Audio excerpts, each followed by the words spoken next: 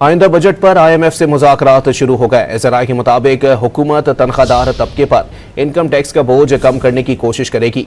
हुकूमत ने कैप्टो power levy से बिजली सस्ती करने का प्लान भी IMF से शेयर कर दिया। IMF ने एक रिपोर्ट भी जारी की है जिसके मुताबिक माली साल 2025-26 के लिए पेट्रोलियम लेवी की वसूली रवा माली साल के मुकाबले में 194 अरब रुपए जायद होने का तखमीना लगाया है। इससे शहरियों पर पेट्रोलियम लेवी के मद में मुल्क की तारीख का सबसे ज्यादा बोझ पड़ेगा।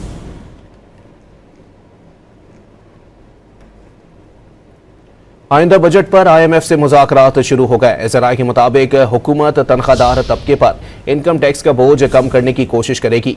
हुकूमत ने कैप्टो पावर लेवी से बिजली सस्ती करने का प्लान भी IMF से शेयर कर दिया। IMF ने एक रिपोर्ट भी जारी की है जिसके मुताबिक माली साल 2025-26 के लिए पेट्रोलियम लेवी की वसूली रवा माली साल के मुकाबले में 194 अरब रुपए जायद होने का तखमीना लगाया है। इससे शहरियों पर पेट्रोलियम लेवी के मद में मुल्क की तारीख का सबसे ज्यादा बोझ पड़ेगा।